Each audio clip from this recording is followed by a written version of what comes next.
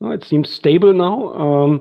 Well, in this case, good morning, everybody, to the third panel in our workshop on the future of the economic and monetary union. This morning, we have a very exciting topic, I have to say, a topic that I would say probably 2 years ago, we wouldn't have had a full panel on the topic of fiscal solidarity and European economic governance.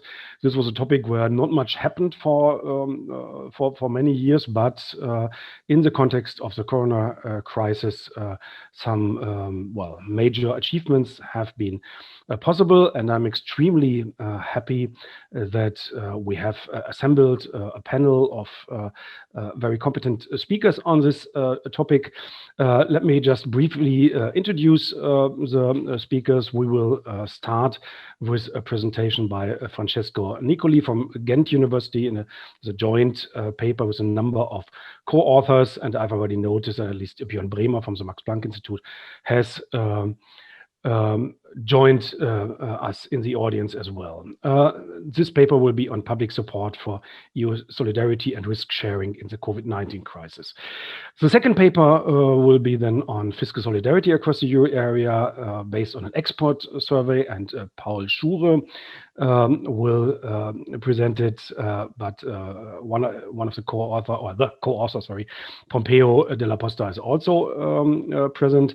Then we have a presentation by Vincent Lindner from our own SAFE team, and finally a co-authored paper based by on a larger team presented by Amy Verdun. I'm not sure Verdun.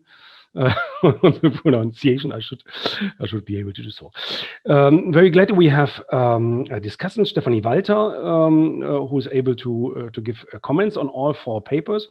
We will have allocated 10 minutes to each presentation, and some 10 minutes also to Stefanie. After that, we will open the discussion to the floor. And at the end, we will reserve some 20 minutes for replies from the 4 presenters, or maybe also their co-authors.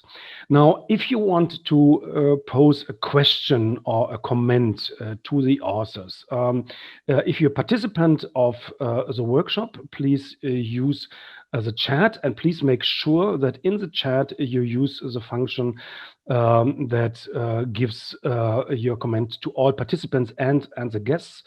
If I'm correctly informed, the guests can only use the question and answer function, but that works as well. We can all see it. And at the end of the presentation, we will also have the opportunity for spontaneous questions if time permits system. So without further ado, I would like to ask Francesco to start with his presentation. All right, great. So first off, thanks for having me, actually, us here. There is also Björn Bremer, the first author of this paper, in the audience. This work is co-authored with Björn, Theresa Kuhn from University of Amsterdam, and Maurits Meijers from Nijmegen University. It's a paper which looks into public preferences for the RRF, the European Resilience and Recovery Facility. And I think I must say that the results that I will present today tie in very well with the discussion we had yesterday. Yesterday during the paper, and then the keynote of Lucia, we were really having a very nice debate on whether we are facing a failing forward or rather a succeeding forward. And part of the discussion was, well, it depends, our assessment of the RRF, it depends on whether we think that it was sufficiently ambitious given the crisis, or whether we think that the spaces for compromise, the capacity to actually achieve something better was limited. So depending on our assessment of the contextual conditions, the spaces of compromise, our understanding of the significance of the next generation EU and the RRF changes. And one of these contextual conditions that back then we were thinking is essential is actually public opinion.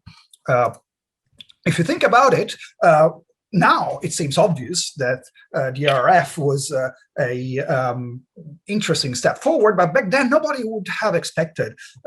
If we looked at the previous crisis, no one would have expected European countries to reach Eurobonds and fiscal integration that fast. I mean, this was from, I think, May 2020 in the Netherlands, and the message was clear, and there was quite a heated debate in Northwestern Europe on whether it would be wise to proceed forward with such fund. So it was really not a given that European Union countries could agree such a deep step forward in such a short time. Of course, with all the qualifications that Shia was presenting yesterday. But when we decided to set up this research agenda, we could not really think of the RRF as something that would have been successful that fast.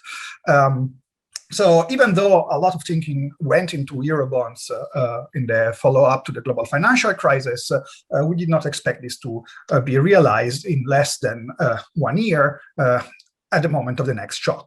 So we decided to try to understand which type of public preferences European citizens were supporting. We asked 2 questions.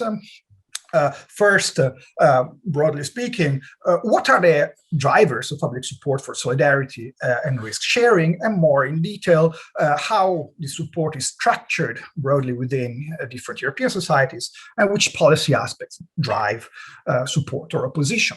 Interestingly, we conducted this experimental survey just before the agreement on the RF. So we spent all the spring months of 2020 following quite closely the political and policy debate, trying to understand exactly which dimensions we wanted to have in our experiment. And then we conducted the experiment across the same days of the final agreement in July 2020. So about 2/3 of the respondents are just before the agreement, and about 1/3 are just after the agreement.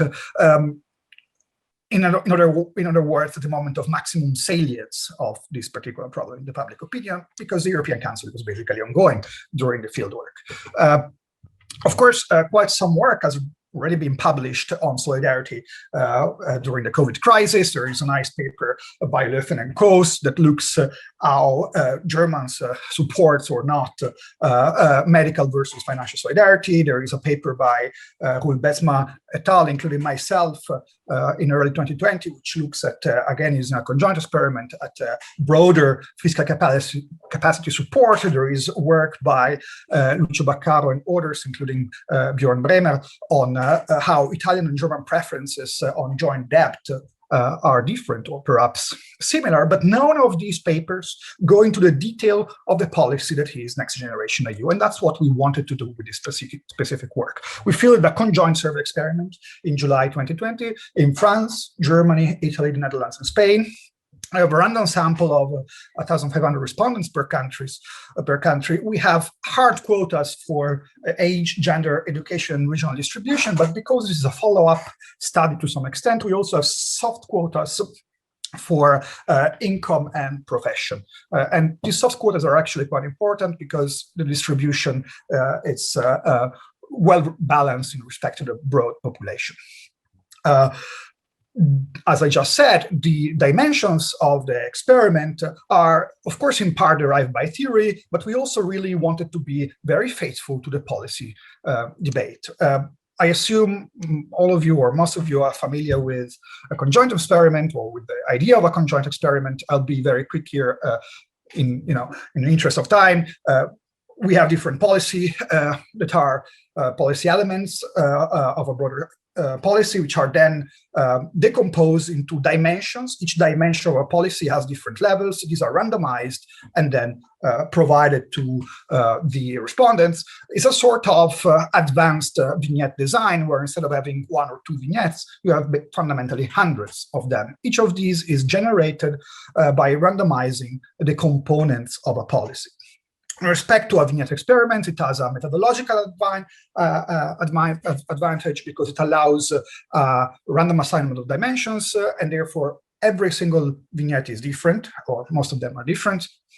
And it also has, over observational studies, a theoretical advantage because it allows to better identify the trade-offs between different policy dimensions. There are quite a few examples.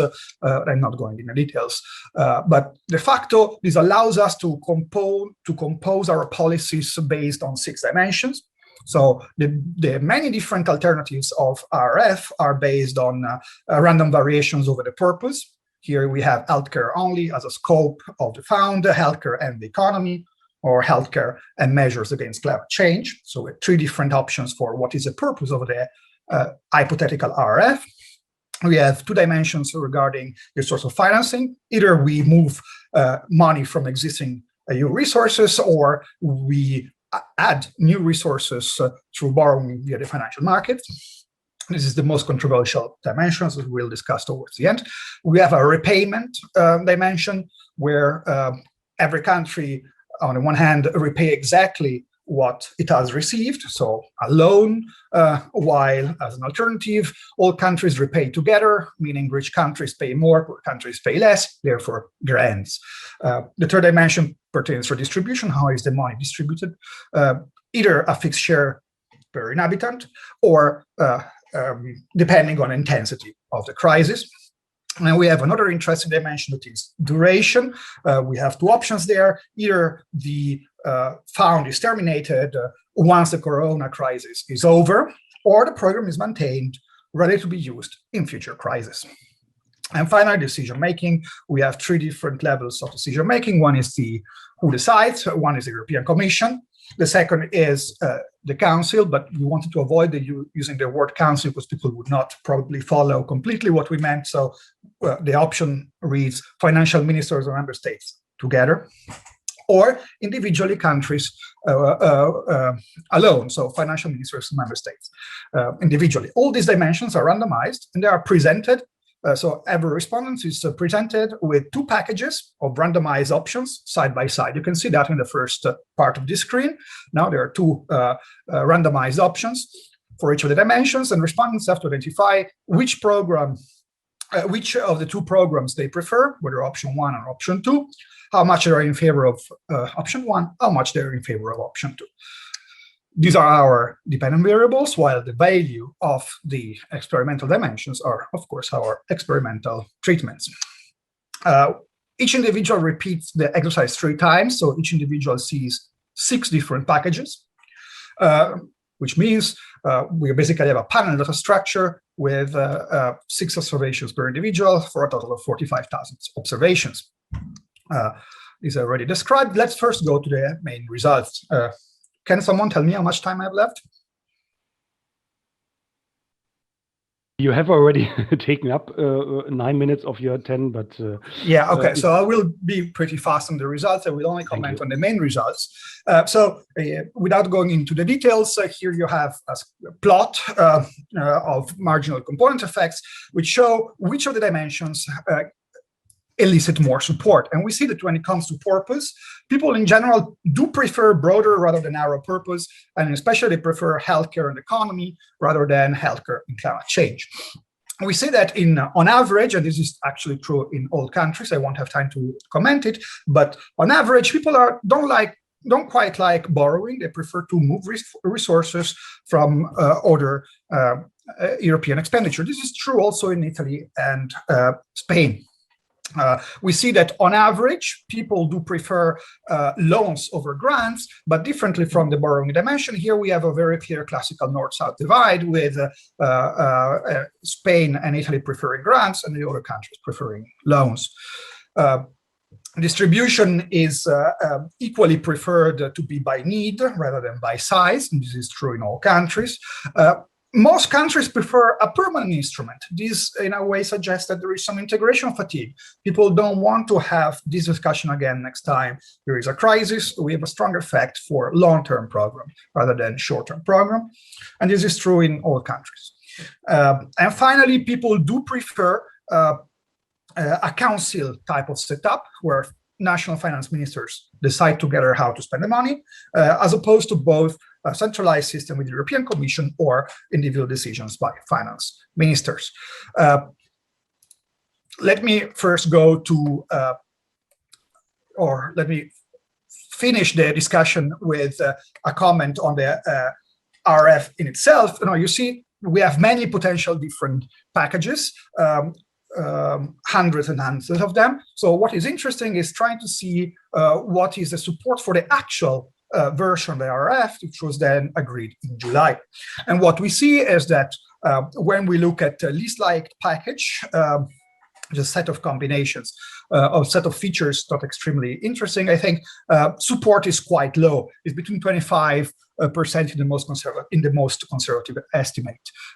If we look specifically at next generation EU, which is the third red column, and we take the conservative estimate, that's also not the most liked package, and it fails to gather 50% of consensus. But it's one single dimension can change and bring us to 50% minimum support in the conservative estimate, so the most the least estimate we can use. If we change the next generation EU adding a permanent element, then even in the most conservative estimate, the next generation EU becomes highly supported or sufficiently supported in the most conservative estimate. So in general, we find quite some support for this type of packages. We think that using a most conservative estimate is not necessarily the best way of looking at that, because the salience was very high. I know I have to conclude this. I'm concluding. So all in all, we find quite some support for solidarity, maybe not exactly with the shape agreed upon, but close enough to tell us that public opinion in this specific crisis was not the constraining element that most of the literature would have predicted, and it was sufficiently supportive of EU-wide solidarity to allow quite a leap forward, in our opinion, in European integration. Sorry for being that long, and thank you for your attention.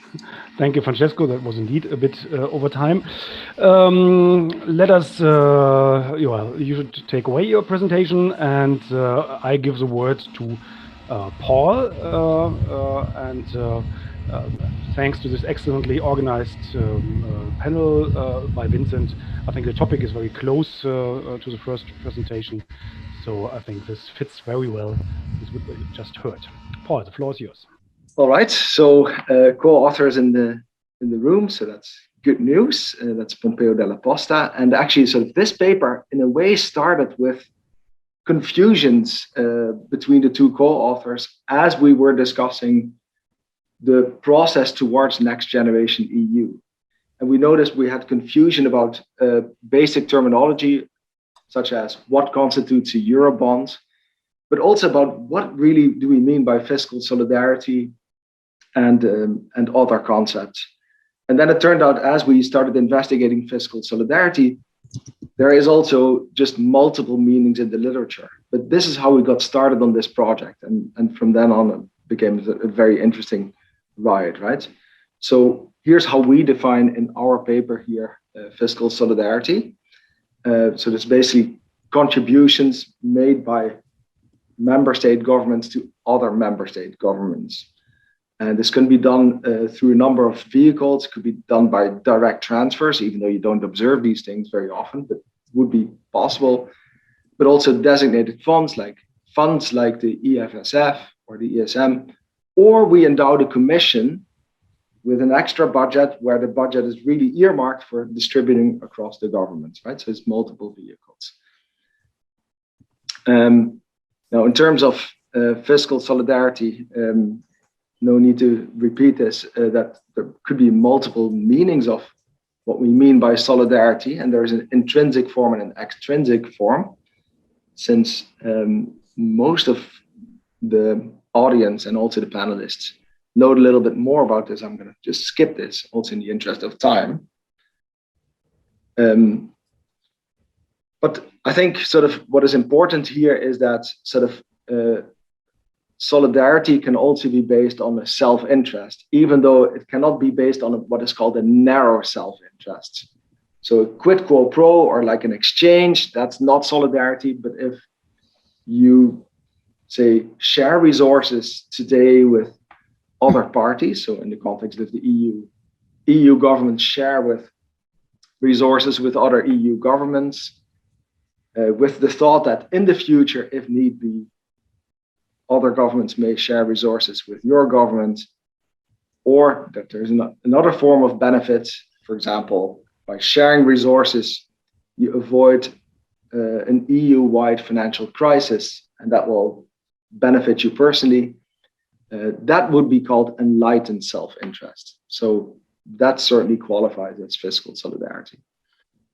Even if you focus on extrinsic solidarity, there can be several meanings, and the paper goes deeper into that matter as well. So really, we're writing two papers. So this particular paper that I'm presenting today is the paper about the data set that we collected. And then there is a companion paper that basically goes into the question through a regression analysis, what drives fiscal solidarity and the mechanisms regarding behind fiscal solidarity. And in the companion paper, there's four co-authors, I should say. So it's besides myself, three more co-authors, Pompeo Della Posta, Amy Verdun, and Zoe Verdun. So the question here is, okay, let's present the data set and see how interesting features sort of feature in the data set. Now, the survey had positive and normative questions. It was a long survey, and it was an expert survey.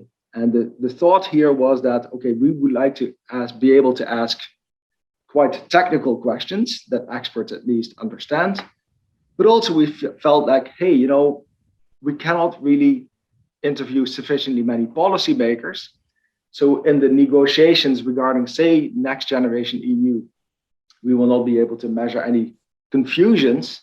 But if experts disagree, and if experts are confused regarding certain terminology, then given that experts, that we know from the literature that experts inform policymakers, we can sort of speculate that policymakers are also confused. So that last sentence here on the slide, so if the experts do not agree, so I was explaining the structure of the survey. So the central part, let me just be very brief about it, is part D, which asks normative questions on fiscal support. And sort of for the purposes of this paper, then we'd like to see, hey, is this confusion that the co-authors noticed with each other, is it also there among experts? So who were the respondents? They were identified through extensive internet searches as having expertise in governance, fiscal policy, and or EMU. So we cast a net quite wide. And in the end, we identified close to 4,000 experts, where also the idea was that people also will self-select into answering. And these almost 4,000 people lived or worked for an employer residing in Germany, Italy, the Netherlands, or Portugal. These employers were academic institutions, ministries, independent government agencies, research institutes, or think tanks. And a notable independent government agency is obviously the central bank. So the tables upon which the current version of the paper was based was frozen on the 23rd of May. We then had 264 respondents. And at the moment, we have 425 respondents. So tables to be updated, but some of the main lessons will still stand out. And what are the things we would like to focus on in presenting this in the last 3 minutes? There's a lot to say about this survey, a lot to say about the data, but let's focus on whether, you know, is there such a confusion among experts about, say, normative and positive questions?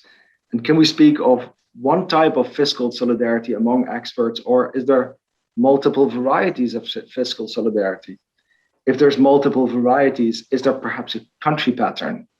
Are people in Germany, for example, thinking differently about fiscal solidarity than people in Italy? Is there a left-wing and a right-wing variety? So I'm going to present some slides that show you a little bit, a few answers regarding these questions. So first of all, when you think about solidarity, there are many papers that argue, hey, you need to look at the group. So what is the relevant group, and do you feel the same degree of solidarity vis-a-vis group members, depending on how you define the group. And what you see here is that the group is defined differently across different nations.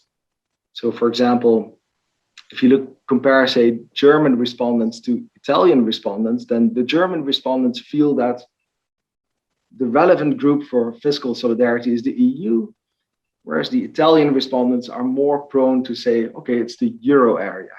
That's interesting, right? Now, is there also a divide across left-wing, right-wing divide? So what is our capture for left-wing, right-wing, or what could be a proxy for that? The question whether safety nets in wealthy member states of the EU are too generous. So when people say, yes, they are too generous, that's more like a right-wing proxy of a right-wing personal and political spectrum. And when they say, no, I disagree with that, that would be proxying left-wing. And you see, once again, there are slight differences as to how left-wing and right-wing respondents answer the questions, whether the relevant group is the euro area or rather the EU. Now, is there also sort of differences of opinion regarding the question, what would be proper justifications, what would be valid justifications to at least consider financially supporting other member states? And you see, once again, that there are some differences across member states. So what you see here, for example, that the justification preventing a financial crisis, even if it is not expected to affect your own country much, that is considered in Germany to be a proper justification by 70% of the experts. But in the Netherlands, it's only 55%. There's differences there, right? If you compare Italy, so it's a high percentage that says, yeah, preventing a financial crisis, even if it doesn't affect your own country that much, is a proper justification, high percentage. But then if it's supposed to affect your country as well, then that is considered to be less relevant in Italy. So there are these, again, the bottom line is the country pattern here, right? And you also see a left-right pattern if you ask the same question. Then let's do the final one, because I know I'm running out of time here. The final one would be the question, hey, the question, suppose it becomes clear that the level of public debt of a member state becomes unsustainable, then would you find it reasonable if donor countries provided fiscal support only if the recipient member states agree to certain conditions? Is conditionality reasonable? And if so, what form of conditionality? And here you see, again, sort of experts in various member states do answer this question differently. So conditionality, by and large, is considered to be less reasonable according to experts in Italy than it is in the other countries. Right? So committing to austerity measures is a no-no in Italy, but sort of in the Netherlands, a third of the expert says, yeah, that's reasonable. Right? Left-right divide, you can expect same thing. So the conclusion is, overall, just from this exercise that shows the interesting patterns that we have in our data set, is that yes, there seems to be a country pattern. Sort of experts across the EU seem to answer questions differently. And that means probably that there is a difference of conceptualization of what fiscal solidarity means. And you also see a left-wing and right-wing variety of fiscal solidarity, right? So these conclusions are, of course, tentative because they're based on presenting the data in a table, so in 2 dimensions. And sort of a further analysis is explored in our companion paper, Della, Posta, Schure, and Verdun. And let me just leave it there. And thank you very much. And again, sorry for the interruption. On my presentation titled Solidarity Without Conditionality, European Safety Nets in Comparison. And basically this adds very well to what Paul has already said, and it builds on what Lucia presented to us yesterday in her keynote lecture on European solidarity efforts during the crisis. So the most talk about this is then about the recovery fund, right? The big thing, Next Generation EU. However, before there were 3 programs: Schure to support short-term work by the European Commission, the European Guarantee Fund by the European Investment Bank to support small and medium-sized enterprises, and by the ESM, the European Stability Mechanism, the Pandemic Crisis Support, which was designed to be safety nets for 3 groups within the European Union, and which would make up for 540 billion. This is from the European Council. And I thought, okay, that's still some money. That's a large sum. Let's investigate it a little bit. And I'm asking 3 questions. First, how do they compare vertically with each other and to prior programs, especially prior programs by the ESM? Second, how are they used in practice and how useful are they? And are there certain countries that profit more or less and have some core periphery relations here? And third, what types of solidarity, of course, are there? Building on this, I didn't go back to Nölke because I know my limits quite well. So I think there are 3 parts of financial solidarity that we can distinguish from the literature. There's monetary solidarity, famously written about by Schelke, that is risk sharing. There's fiscal solidarity, where you say you have common resources for a common problem. And finally, there's social and redistributive solidarity, where you say, my goal is to have transfers from rich to poor, usually. And we can distinguish these 3 and see what's going on. Then there's also, of course, as you could see in the paper, conditionality. Conditionality is a big thing. It was attached to the ESM programs. It's in the ESM treaty, and it means the placement of policy conditions on the disbursement of financial resources to national governments. It also plays a big role in IMF programs. So usually it says money for reforms is what we get. There are a few things that we can distinguish here, like ex ante and ex post conditionality. Do we expect countries to have a certain condition on conditionality before or after the fact that they receive financial aid? There's explicit conditionality, for example, in memoranda of understandings where you sign a paper, but there's also implicit conditionality, that is a pressure by the institutions, by the financial markets to reform so that you don't need financial aid. And there's what I would call process or target conditionality. Here, this is made up a bit on the fly. And I think the interesting thing here is you can either say when you give financial aid to someone that you have a certain policy target, like an unemployment rate that you want to reach, a debt to GDP ratio that you want to reach, or you can say this is a certain policy that gets you there. And this is much more concrete in the later part. And finally, about the theoretical basis, of course, the core periphery relations in the last 5 years or so, there has been a lot of debate about the peripheries of Europe. And the basic assumption is that there's one core in the northwest, and there are 2 economic peripheries in the south and central and eastern Europe, and that they are especially heterogeneous and incompatible, and in terms of national growth models, that we have, for example, rule makers, net payers, creditors, and on the other hand, we have rule takers, net recipients, and debtors. And there are some border cases. This is Ireland, for example, was a Euro crisis country, has developed with a financial growth model since then. Questionable if it's still a crisis country. And there's Italy, one of the core member states in terms of it was founding member of the European Union. It's a net payer to the budget, but it's also always on the brink of needing financial aid from the European Union. So this is just a program overview. I will not go too much into detail. Just one thing that I want to mention here for the EGF in the chart that you've just seen that I showed you. The EGF is always 200 billion.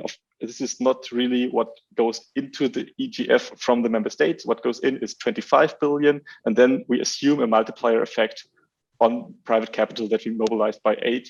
So the fiscal effort by the member states here is much lower than what is usually in the chart that you see there. Apart from that, we can talk about this if you're interested later. Also interesting, maybe by the ESM, the 240 billion is not additional to what the ESM could lend anyway, but it's part of the total ESM lending capacity. So this money was already available, however, under other conditions. Moving to implementation, first, Schure, this is a financial market perspective. So we see this program was really successful in terms of financial markets. 7 borrowing operations, very high bid to cover ratio. This means it was oversubscribed. And usually when you have a bid to cover ratio of 2, it's a successful, you're successful in going to the market and borrowing money. We have 6 to 15. The yields were relatively low. They range from minus 0.5 to 0.8%, and maturities are between 5 and 30 years. However, for every country individually, you have an average maturity of about 15. Moving to a member states perspective, Schure, as you have seen maybe on the slides before, was up for 100 billion. 94 billion of this have been approved, 90 billion have been dispersed. So we are basically there. There's a few billions left. 19 member states have received funds. And as you can see in the charts, all member states from the Central and Eastern Periphery and all member states from the Southern Periphery have received money, and Ireland and Belgium. Belgium is a special case. I'm not going to talk about this, but we can also see, of course, that the member states from the Southern Periphery have received relatively more compared to the in relation to the 2019 GDP. And the two member states here that have received less, those are Italy and Spain, have reached the concentration limit. So they cannot get more out of the program because together with Poland, they have already received 60 billion and they would perhaps like more, but they cannot. So if you want some lesson here, the lesson is the Southern Periphery profits more than the Central and Eastern European Periphery, also in terms of what they have in interest rate savings. Moving to the next thing, the pandemic crisis support. This is, of course, interesting if you know a little bit about it. There was a lot of talk. This is not like other ESM programs. This is like better. There's no conditionality attached to it. However, no takers. So the 240 billion have not been used by any member states. And there are three reasons in the literature that are given for this. The first is this is not there to be used. It's only a lender of the last resort function. Second is there's political stigma and politicians are basically too stupid to understand what's going on here. Or there's market stigma, where you say that market participants would then rate countries differently when they go to the ESM because they would see it as a crisis sign. And the first one, I don't think is true because you have vocal support, especially last year during May, during June, during July by core member states. Angela Merkel was in favor, the ESM is in favor, the European Commission repeatedly said, please take this money, it's there for the taking. So I think there is some support for this. And you can also see here from the ESM block that they really made this case that some countries, note Greece, Italy, and Cyprus, should really take this money because it would save some money, and they make arguments about taxpayers and so on. We have received a lot of questions from Italy, and this is the kind of stories that they're telling. And so what I did a little process tracing in Italy as a least likely case not to apply. And what I find is it's not stigma, it's political calculations, because at the same time plays out the negotiations on next generation EU, for example, and they fear that going to the ESM and applying to the ESM would then diminish the negotiation space regarding next generation EU. And the second argument is that there's a threat of implicit conditionality. Yes, there's no direct conditionality attached, but of course, Italy's debt level would rise, and then in the future, we would still maybe see the Stability and Growth Pact come back, and we would see enforcement here. Okay, this is this, and moving on. This is very short, EGF. This is also very short because it's still very incomplete because it was operational relatively late after state aid clearance by the European Commission. Interestingly, 5 Central and Eastern European countries decided to opt out. And when we look at the countries that really received and got most out of it, we see Spain, France, Italy, Portugal, and then Finland with one project. So again, we have a trend. The Southern Periphery is really better positioned to profit from these programs than the Central and Eastern Periphery. However, preliminary results, because it's still ongoing and the EIB is not very good in updating the data on the website. And so I write them once a month to remind them that they should do this.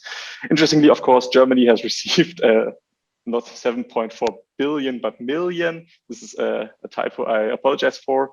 They will receive more because here also is a concentration rule. And if not some German companies get some money out of it, they would trigger the concentration rule, and others could also not. But it shows you clearly that they don't need this. They have a KfW, and yeah, this is just to show you that there's the clear distinction again between the core and the two peripheries. So, coming to the end, discussion and conclusion. Just a reminder: this is the way this is presented by, here, for example, the EIB and the ESM in a joint statement. that there's a monetary response by the ECB and there's a fiscal response by everyone else. And the fiscal response is not only Next Generation EU Recovery Fund, but it's also these 3 programs, and they are worth 540 billion, and they sum up to 1.290 billion then at the end. And so this is my question now, as you remember from the beginning, is this fiscal monetary? I argue risk sharing in all 3 instruments is the main driver of solidarity. So it's mainly monetary solidarity. There is partial fiscal solidarity in Schure and the European Guarantee Fund. And there's a small social solidarity element in the European Guarantee Fund because the member states from the southern periphery get out more money than they pay in. And this is built in the system without saying so explicitly. And if you want any takeaways, then of course there's this two peripheries, the South gets something out of it. And if you want to talk about this in the future, please use this number of 125 billion euros when you want to talk about the fiscal effort here, because I think it's much closer to reality than the number of 540 billion. Thank you very much. And of course, get in touch if you're interested in the paper. Amy, as a co-author of another paper, now we have Amy present, and we're looking forward to your presentation. So this paper is together with co-authors, as we've had in this conference a couple of times. So Daniel Schultz, who I think may be in the room, Valerie Derman, and Dennis Segerman.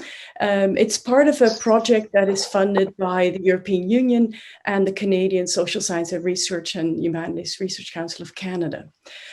So the paper focused on looking at these matters within the European semester.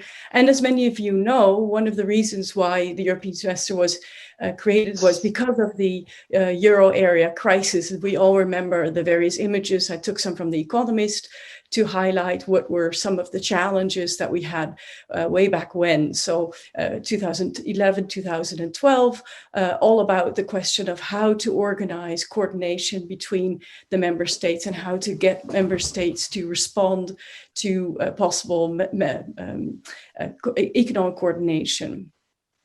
So obviously after we had the possible euro collapse or the possible departure of Greece, if Greece would have introduced the drachma, let's say, we would have an opportunity to coordinate the member states. Now, the European semester that was set up focused on getting member states involved in their coordination of macroeconomic policy coordination.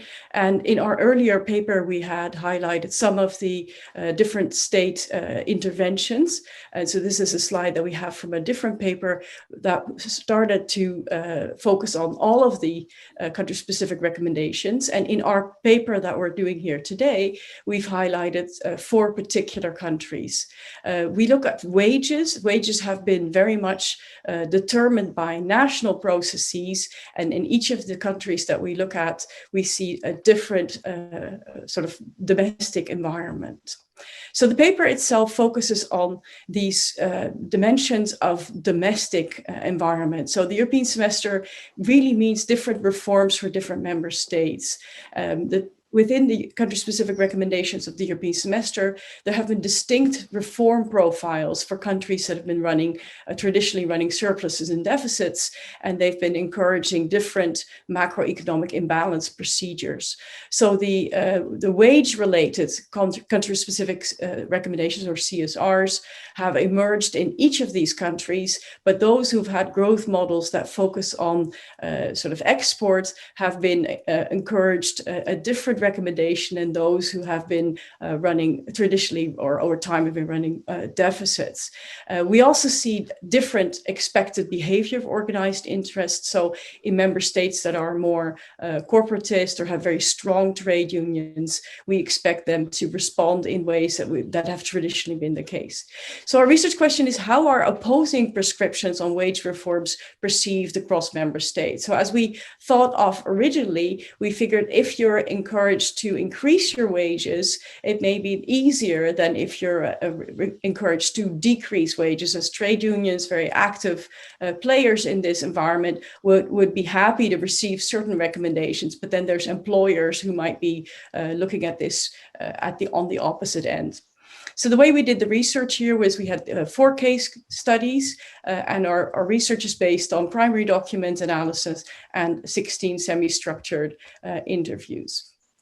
So knowing that this is a really short presentation, I thought I'd just give you one slide with some of the highlights of our findings. So within Italy, we've seen a sort of a mixed growth model and sluggish economic growth. And the country-specific recommendations have been focusing on wage moderation and decentralizing collective bargaining. And this has been very strongly contested by trade unions. And in the Italian situation, the economic structure gave less leeway for decentralization of recommendations.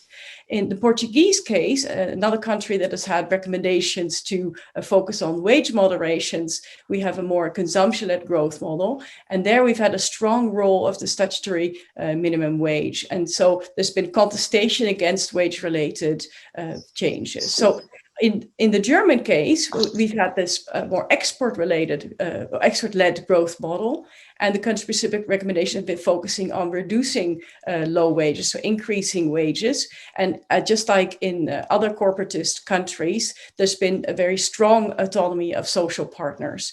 Employers, of course, have been pushing back against the recommendation of wage increases, whereas trade unions have been would potentially been interested in these kinds of recommendations, but have been worried about EU economic governance. In the Dutch case, in the Netherlands, is also an export-led growth model, and here the country-specific recommendation have been focusing on reducing the low wage environment, also working at inactivity, but also unemployment traps. Again, the social partners potentially could be, particularly trade unions, interested in this recommendation, but are also not so much engaged with the European semester. And these, the Netherlands is very little utilized the country-specific recommendations. So although we thought up front that it could be that having wage-related country-specific recommendations would lead to maybe some countries having an easier job in making these domestic reforms, we've found that the domestic actors haven't really used the CSRs as much as one may have expected or could have imagined. So we see much less of a direct link. Domestic wage setting dynamics, in fact, pose quite a bit of an obstacle for EU macroeconomic policy coordination. So some reform profiles seem to be more difficult than others, but at the same time, it's still hard to implement in the countries. Now we have, in a sense, what we discover in this research, an asymmetric domestic mobilization. So we see that the activities of the EU that have high salience can pose an obstacle for reform. So in the countries of austerity, they were expressing a lot of protest and pushback to these recommendations. But in the north, where you would have a possibility of maybe using CSRs to enhance wages, the fact that this issue is not being made salient maybe also limits the way in which the EU can then influence. So what we see in our paper then is that domestic politics is an important angle in order to understand, if you like, the implementation of the European semester. And we, in this particular domain, we felt that it was interesting to see that the way in which both recommendations that work in one direction or in another direction, in fact, don't necessarily lead to a better implementation. So our results, in a sense, suggest that there's also a limit to a soft governance environment. Thank you very much. Thank you very much, Amy. This was excellent, even below the 10-minute threshold, and for a very complex project. Stephanie is next. Before I give the word to Stephanie, I would like to remind you that if you have questions, you can use the chat, or for our guests, the question and answer. Looking at our time schedule, I think we will have very limited opportunities to taking direct questions from the floor. So I would encourage you to pose questions via the chat or the question and answer. And of course, I would ask the authors also to have a look at the chat, because there are some very interesting questions already. But now we get I think the most interesting questions, and I give the floor to Stephanie. Thank you very much, and thanks for letting me read and listen to such a nice set of papers that speak to each other really nicely. I know I don't have much time, so I'll jump right in and talk about the papers in the order in which they were presented. So starting with Francesco's paper with Björn and Theresa and Maurits. I think this is really a well-written paper, very well embedded in existing research. I think it's very nice how you identify these 6 dimensions very clearly in the paper. It's a good analysis. Your independent variables are clear. I think it's very nice that you also consider overall support. And I think what's also very nice is that you look at expectations about the impact of the PRF. So I have sort of 4 comments. The first is you identify fundamental policy dimensions from the policy debate that were sort of up there in the EU level negotiations.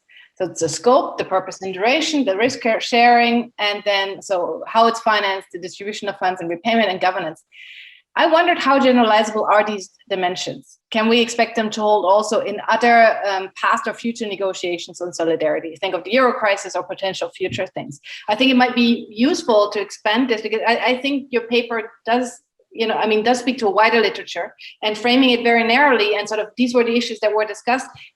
It's nice for the conjoint in sort of explaining the relevance, but I actually think it's nicely organized that you could frame and generalize it more widely. The second are the country level effects. What does this reflect? I think you could think a bit more about this. Are these actual sociotropic concerns, or is this also the framing by national policymakers, how they talk about it? I mean, the Dutch policymakers talked about next generation EU very differently, for example, than the Germans for a change. That was not necessarily the case in the Euro crisis, right? Can you look into how these findings correspond with the national debates, for example? And I was wondering, perhaps, you could do something with the predicted support for the selected packages when you do some regression analyses, where you rather than having country dummies, actually put variables in on the country level, where you sort of try to see whether overall support for certain packages, varies with some country level characteristics. I did wonder whether that's the third point, whether your study helps explain the puzzle of the next generation EU of why, to what extent does your study help explain why next generation EU found support, whereas it was so difficult in the Euro crisis, right? And sort of some of the things that I've been thinking of, why has this come through, is sort of, it was more of a veil of ignorance situation. You didn't really know in the pandemic which country was going to be hit first.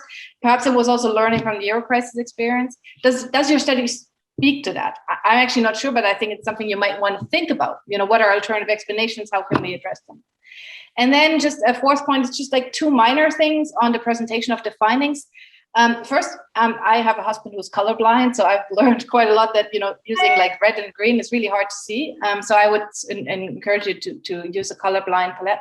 The second one, you have such a nice systematic discussion of the different dimensions for the conjoint, but then you don't present them in that order. And that I find makes it harder to follow. So I would just order the conjoint dimensions in that thing. Okay, but overall, I think it's a really nice paper. Moving on to Paul's paper with Pompeo. I think that's also a really nice paper, sort of this question, how do people actually understand the concept of fiscal solidarity, and sort of taking all these different dimensions that we have and different understandings and really putting it out on out there to ask people about this sort of and ask for the conceptualization themselves is very nice. I thought that one of the things you mentioned, some other surveys on fiscal solidarity, and I thought there's actually much more that I think you might want to look at. The first that comes to my mind is all the work that Theresa Kuhn has done, and she's done so many surveys, so I think I would look into that. But also Björn has done quite a lot of work on that. We just published a book that on the Euro crisis, which uses a lot of surveys of interest groups, and it includes quite a lot of questions on sort of financing options, which might be interesting too. And some of the, we have Germany in there and the Netherlands. We don't have Italy and Portugal, but you may still want to sort of, it might be useful. I did wonder about the selection of people. You say it's all experts, but it's ministries, independent agencies, think tanks, academics, and research institutes. And it seems to me that these are like different types of experts, right? Government officials may not be as sort of, I mean, they may have a very specific lens, and also like, you know, even when they come from independent things. So I think it might be really useful to look at different types of actors and also theorize a little bit on what we would expect. Because I would expect that like a government official also feels the need to sort of justify a little bit his or her government's stand, whereas perhaps an academic does not. So I think that might be something to really look into. To what extent this is really expertise, to what extent this is also colored by interest, for example. Also think tanks, some of these think tanks lean left or right. And that might also be interesting. The way you currently identify left-wing and right-wing variants is basically on a question about fiscal solidarity, right? But I wondered whether there's a way to also identify left or right-wing more based on some other characteristics, either sort of objective characteristics. I don't know, it's working for a right-wing government, working for a left-wing government, comes from a right-wing think tank, left-wing think tank, or also more general questions, sort of these general left-right placements. Then I'm not sure whether you did it, but I think it would be really interesting to have some open questions on where people can actually just describe. I mean, I like the questions that you have in there. I think they're really good in sort of gauging different dimensions, but I also think sort of having some open questions that you can then use with text as data or something, methods might be interesting. If you ask these people to describe what is fiscal solidarity, what do they volunteer, rather than when you prompt them, right? It might be interesting too. And then I wondered about sort of the response rate. Of course, I mean, the data you showed is for May, that's really low, but you asked quite a lot of people, almost 4,000 people, how many people actually return? Because I know that's always very difficult, right? But I think it's a really neat sort of data set that you're collecting. So I'm looking forward to this other paper as well. Then Vincent. I think that's really, it's an important issue that you look at. I think it's a very promising avenue to compare sort of the Euro crisis response and the pandemic response. And I mean, it's very impressive, this detailed knowledge of the programs that you have in there. It's very clear. I have three big comments. Perhaps my major comment is to develop your theory more. I think it would be really helpful to clarify how your analysis contributes to our understanding of solidarity, conditionality, and so on. And I think there's like two main ways how you can go about this. First is build more on existing research about solidarity, conditionality, and financial support. You currently focus on three lenses, these solidarity, conditionality, and core periphery things. But there are some prominent explanations out there that also exist. For example, the role of distributive conflicts, normative arguments, the role of power, and so on. I mean, there's a EUP special issue on the Euro crisis negotiations, for example. Then Matthias Matthijs has like lots of stuff on this, our book, and so on. So I think there's lots of stuff. Niels Redeker's work, for example, that you could really build on, and I think sort of broaden out. And I think that would allow you to sort of draw out your theoretical ideas more more clearly. Yeah. And second, I think it would be important to specify the mechanism and the empirical implications more, because like what are the relevant categories and what are the hypotheses on the basis of your discussion? It wasn't really clear from reading through your theory section what we would expect.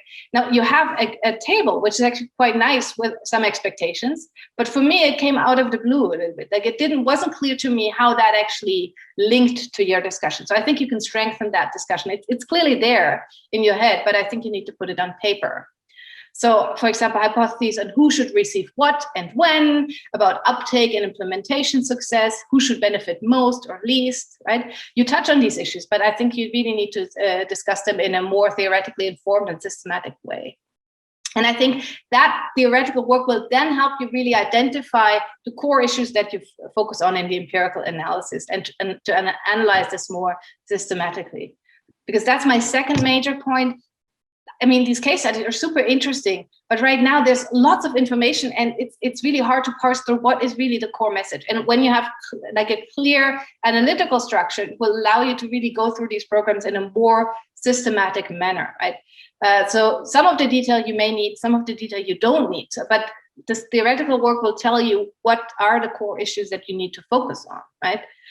there's also like the use of many acronyms. That's something that sort of plagues like EU research, because of course there's all these acronyms in EU stuff. But I think sort of think about which ones are key and which issues you really want to emphasize, and which ones are more distractions, right? It's also not clear to me, how does Next Generation EU fit in here? I mean, it's not really mentioned. You do show it, and you showed it in the presentation at the end, but I think somehow like there needs to be discussion of how that all of this comes in there. And then for you, finally, that's my third and final comment. For you, an important conclusion seems to be that these programs are actually not worth 540 billion. They're only worth 120 something because they haven't been used. But first of all, I think those are two different thing. I mean, if the money in principle is there, it's still 540, and then whether it's used or not is actually a different question, right? But I think more importantly to me, it wasn't clear, why is this number so important? Right? What does the fact that not all money was used, that was actually dispersed, what does this matter in the context of your wider argument? That I think can be clearer. It's for me that wasn't so clear. Okay, but I mean, a very impressive work, I think, overall. And then finally, the paper that Amy presented by Daniel, Valerie, Dennis, and Amy. So I think that's also a very nice paper on a very important issue. I think the wage stuff has often been neglected. I think it's nice how you compare sort of the Euro crisis response and the pandemic response. It couldn't take. Oh, sorry. No, I'm just thinking like this. These are my notes from before. Sorry. It's yeah, the emphasis on wages in the context of imbalances, I think, is really an important issue. I like how you use semi-structured interviews and lots of sort of primary documents, this qualitative approach. I think it's very interesting finding that domestic actors don't use the CSR more to their advantage as sort of a bargaining thing. And I thought that the conclusion very nicely draws out the common lessons from the 4 case studies. I have 4 comments. The first one is, I think the paper would really benefit from engaging with the literature on the politics of macroeconomic adjustment and rebalancing, and on financial crises, and, for example, on the implementation of labor provisions in IMF programs, and the role that interest groups play in that. There's a huge literature out there, and you don't really engage with that. But I mean, that would really be useful. There's also a survey. I mean, we've done this interest group survey that really asks a lot of these wage questions explicitly. There's Niels Redeker's work again. I think that might be useful. And then all this IMF work on why labor provisions are hard or sometimes resisted, sometimes the governments like them, and so on. So I think there's lots of stuff to draw on here that really might benefit the paper theoretically from, and also in terms of framing and making it more broadly. Then it's not just a paper on CSR, but you can actually speak to a much wider literature and audience. And I think what you do is something that this other literature doesn't really, I mean, they don't really know that these things exist either, right? So I think it would be really good to establish that dialogue. In terms of theory, I had a few questions. What are the expectations about the variation across countries and the temporal variation? I think that could be spelled out more clearly at the outset. Like, also, what are the relevant context factors? I mean, the case study suggests there are several context factors. For example, the political leaning of the government or the electorate, the state of the economy, the level of Euroscepticism. But I think it might be useful to think through those more systematically and spell that out more clearly. And then finally, what about the endogeneity of commission reports? To what extent do they depend on what is doable or how powerful a country is? So I'm thinking of the Berg and Halleberg paper in CPS on fiscal rules that just shows that, you know, the rules are not made the same for everyone, and also the way they're held to account and so on. In terms of just research design, I think it would be useful to clarify the time period under study more. And again, the theoretical expectations for these overtime dynamics. Because, I mean, obviously these things change over time, but it wasn't clear for me from the discussion on what your expectations are. And then I think that case studies would benefit from being a bit more systematically set up. For example, I mean, you could structure it, for example, across these questions. When does the EU make which kinds of recommendations? How does this vary over time? When are labor-related recommendations particularly salient, and how is this related to the current account? And then second, sort of how does each country respond to these recommendations? When and to which extent are they implemented? And then third, what explains this response, and what and how, you know, what changes over time. What role do domestic actors play in this, and what role does context play? For example, the pandemic, for example, right? So I think if you sort of structured each case study along the same questions, I think it would be easier to compare across these cases. And I thought that the overview slide that you had in the presentation was really helpful in that regard, because it sort of summarized sort of key dimensions and how it was different. And perhaps that might be useful, like to think about using this table or some adaptation in the paper as an overview. But again, I mean, I think this is a really interesting paper and very promising. So thanks a lot. Well, thanks a lot to you, Stephanie, for this very substantial comments on all papers. I think there's a lot of food for thought. And in addition, there are some questions and comments in the chat. Since I would like to leave 5 minutes to each presenter to respond to both questions, both in the chat or by Stephanie, I will refrain from asking you for additional questions now, and I will hand over to the first paper presenter, to Francesco, since normally you may want to reverse the order, but in this case I think that particularly you need some time to sort your responses to Stephanie's comments. So that's why I think Francesco had most time to sort him out, and that's why we start with you and then with the order as in the program. Right, thank you. I will be extremely fast on this. May, thanks for the comments. I will comment on the main ones. So first comment, can we present dimensions, the special case of a generalized fiscal capacity? Yes, I think we need to do that better, to frame the paper better in this regard. I must say that the paper is already submitted, but we will take this into account in the next iteration, if and when we get an R&R. I must also note that there is another paper, the ones that I cited by Besma et al. I will put the link in the chat, which indeed has a more general case of fiscal capacity. It's the same individuals tested 4 months before in March. So we actually have a panel. We didn't discuss this, but we have a panel with the same individuals, general case of fiscal capacity, March 2020 paper. So second, what drives counter effects? Whether it's sociotropic expectations or divergent national debates? What role for queuing from politicians or media? This, of course, is a very good point. We do need to explore this. We don't have the space now to do that. I think it's a follow-up work.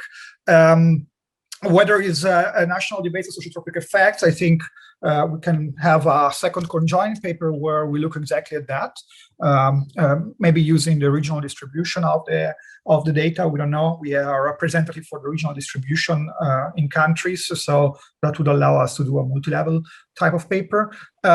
Regarding the role of political cues, actually, in this very same survey, we try to address exactly this point. We have a second experiment that is designed to test the role of political cues on Eurobonds. And there we find that there is actually quite some queuing from politicians, and debates actually probably matter. So paper will be released soon. Stay tuned on that. And then third part, predicts support for packages. Can we use other variables to identify what groups we want to look at instead of country dummies? Yes, of course, we can do that. We will do that. But again, I think this is a follow-up type of work. And then finally, I think this is a very interesting question: why Next Generation EU was created after the COVID crisis, but only softer instruments such as the ESM emerged from the Euro crisis? What is the difference? Symmetric shocks, veil of ignorance, or lesson learned? I'm afraid we do not have the data to tell. Let's say if we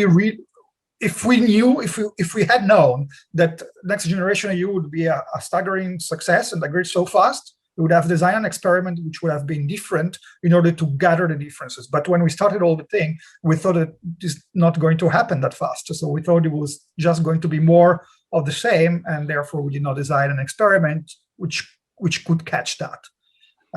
So sorry, we cannot answer that question. I wish we could, because it's the most interesting one. Thank you, Francesco. That was extremely fast.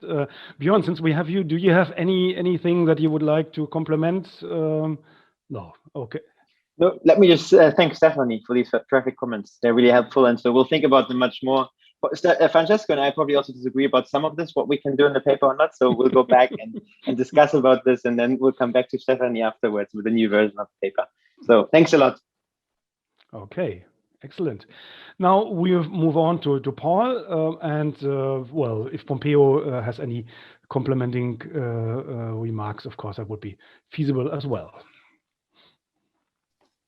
Perfect. Yeah. Let me just very briefly speak. And Stephanie, thank you very, very much. Let me just be very brief and answer the direct questions you asked, and then pass on to Pompeo. Response rate. It's actually a little tricky. So let me just stress that we didn't sort of send our survey out to everybody at all the organizations that we reviewed, but we really selected. So we really tried to select for experts. But this was also tricky at the same time, because we couldn't be too prescriptive about what we defined as being experts. So we cast the net wide, and that's why we have close to 4,000 experts, quote unquote. And we knew that we had cast the net a little bit too wide. So in some cases, we approached somebody to be an expert who then claimed, hey, we're actually not that. I don't feel I have the expertise. So this happens.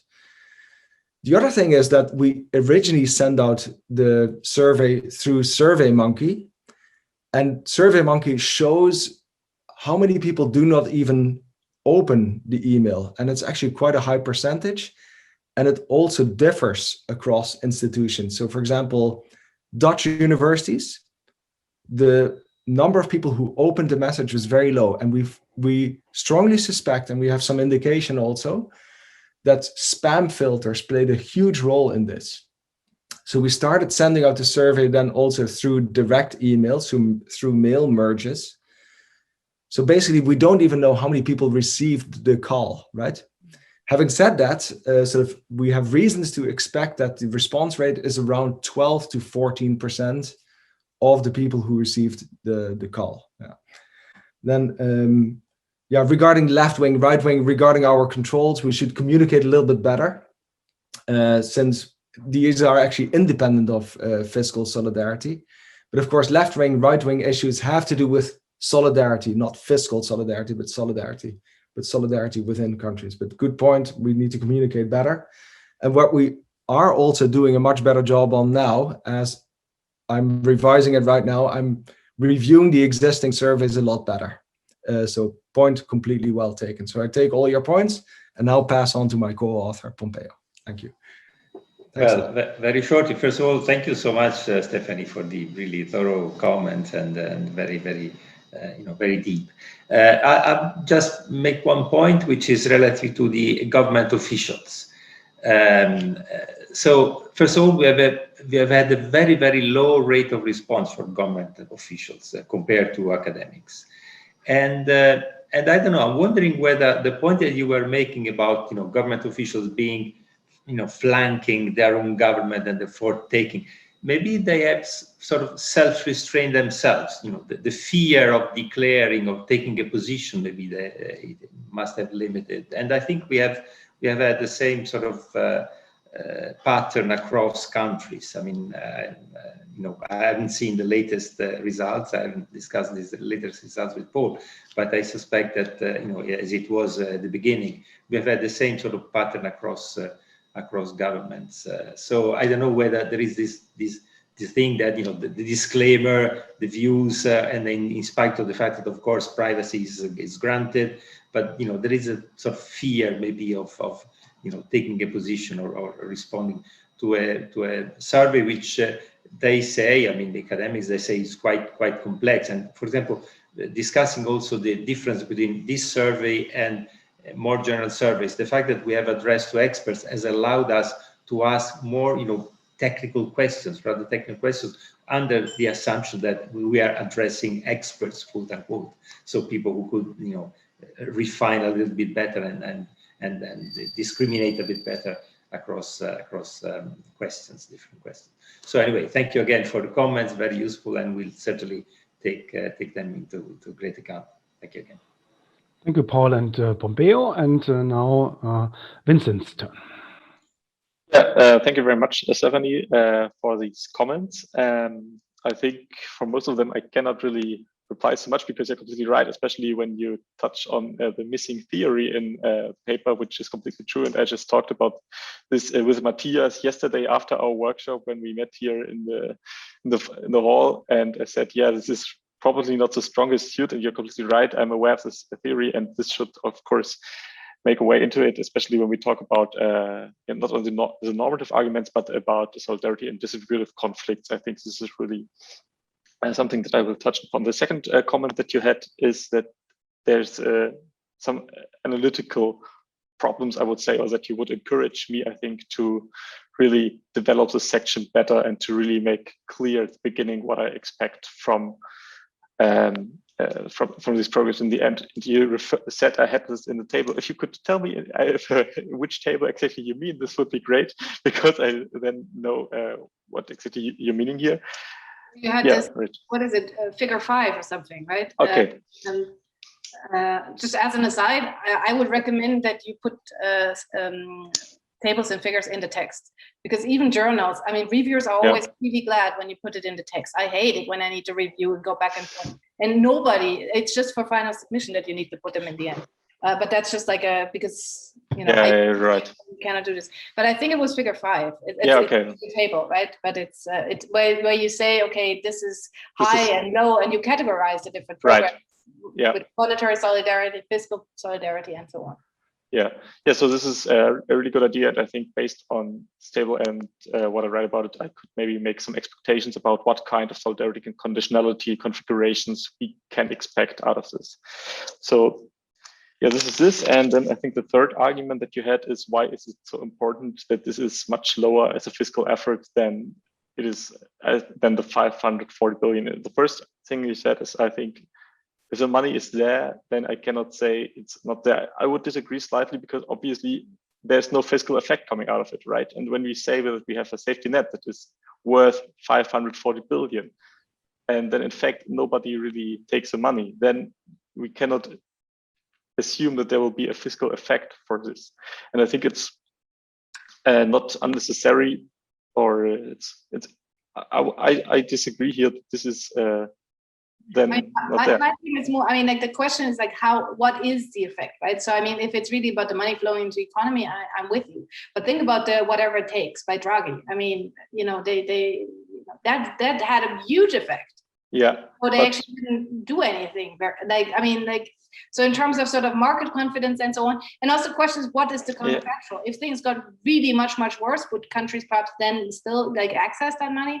I think that's, like, I don't have a strong opinion here, but it just like it struck, like I think my point is more to explain to me, right? Like why all these other things, why sort of my thoughts on why this might still matter, or why is the disbursement the key, right? I think then you just need to explain that. Right.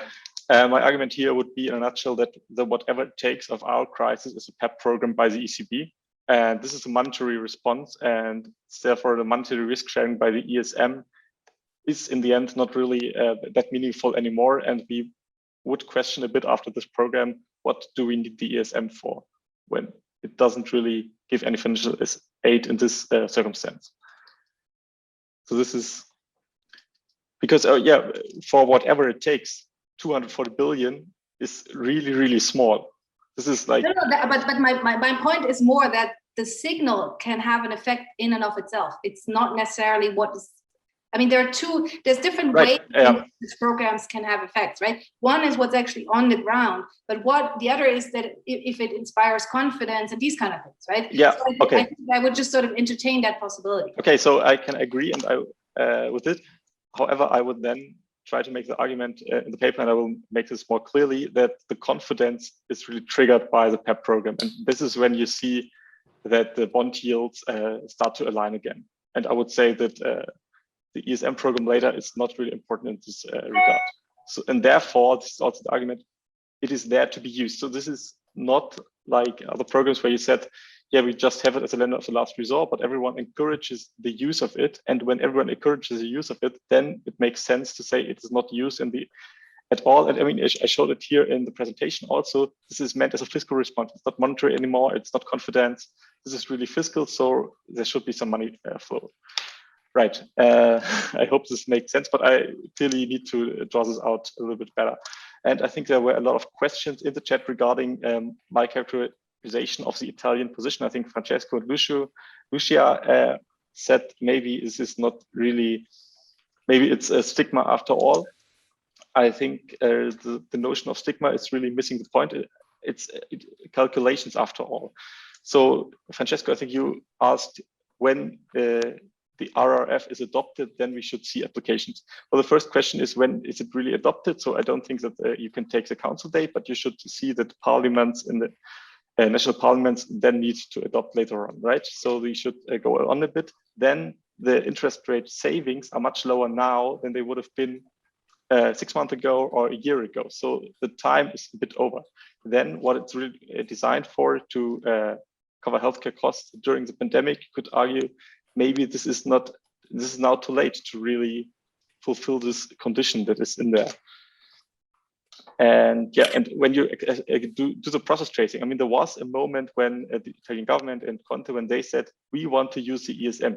Then the Netherlands came in and said, yeah, you can do this, but with strict conditionality only. And then a little bit later, the Italian government, in line with France and Spain and so on, then they decided, okay, we don't want the ESM anymore. But there was this window of opportunity maybe where you could have said that Italy wanted the ESM. And so it's not political stigma, but it's political calculations that you can see whenever you just say ESM in negotiations on a European level, someone says conditionality. If this makes sense. And okay, and I think there was another very different question by Daniel about why 5 Central and Eastern European countries opted out of the EGF. And I must say, I really don't know. I tried to find this out, but I'm still in the process, and it's really hard to get good access here. Thank you, Vincent. And now we still have 5 minutes for Amy to respond. Yeah, thank you. First of all, if Daniel Schultz is around, I'm also happy to see if he wants to speak to any of the questions. I know he's in the list of participants, but I don't know if he is in, but if not, I'll just kind of speak on behalf of the group. So yeah, so thank you very much, Stephanie, for your really great comments.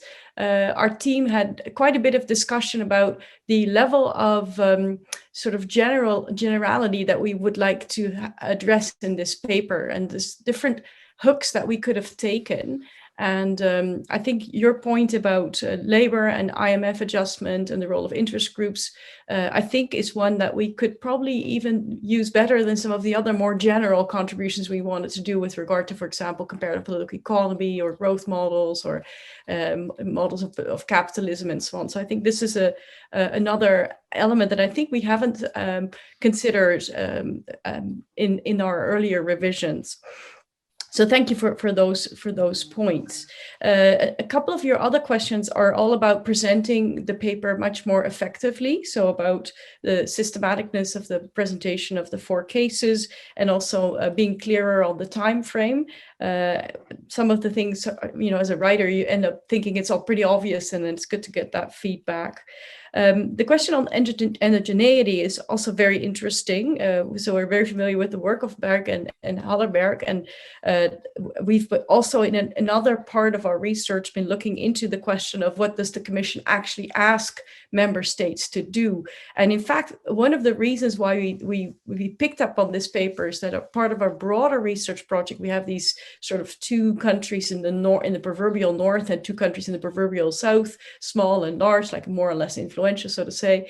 And to look at wages is a way to kind of have something that's the same across the board. But we were also thinking about the question about how it looks as if it's so much easier to implement some of these recommendations, and sort of Germany being an outlier from our earlier paper to have been really receiving what on the face of it look like easy recommendations, and the implementation isn't high at all. So that was sort of a bit of a puzzle that got us going on this. But also there's a question by Daniel Mertens in the chat about why, one of the insinuations I had towards the end of my presentation was that if the trade unions aren't able to capitalize on these recommendations, then it doesn't kind of work to give extra energy to some of the actors who are in line with the recommendations of the country-specific recommendations. And his question in the chat was, why would you expect the opposite? In other words, if you politicize or make more salient the recommendation by the EU to improve wages and the circumstances for labor, why would that then generate further implementation? And so this was an assumption that we had, that we figured that it would be synergetic with a number of domestic actors that normally are kept in balance with one another, and that should, in a sense, give the player domestically who is in line with the recommendation just that little edge, which would then tip the balance in favor of those players. So it's something that we would need to kind of do further research into. It's an intuition that we worked with in this paper. So thanks, Anu, also for asking that question. Okay, so then I think the remainder of the questions, I've just jotted them down. I'm really grateful for these comments, and would like to, if you have any other further things written down for us in terms of your comments, I don't know how you presented yourself or kept notes yourself, I'd be very happy to read them, just make sure I've got everything written down. But super grateful for these comments and for the comments in the chat. And thank you very much for the opportunity for clarifying further what we were doing. Thanks. Thank you, Amy. Stephanie, is there anything you would like to respond to the responses? No. Well, I mean, I think all of these are really, all of these are suggestions, right? But I think there's so much potential in these papers. So I think you can really, if you draw them out like in these lines and think of some more, I think all of these have, making really big and nice contributions. I couldn't agree more. And I thank all participants and also, of course, the audience for the attention to our first panel this morning. We will now make a break because we think in Zoom conferences you really need sometimes to relax. We will reconvene on 11 a.m.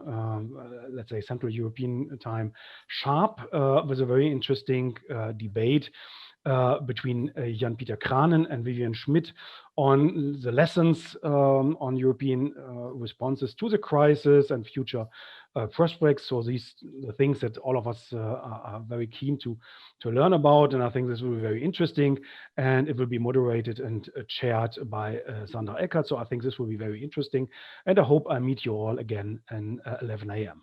Thank you.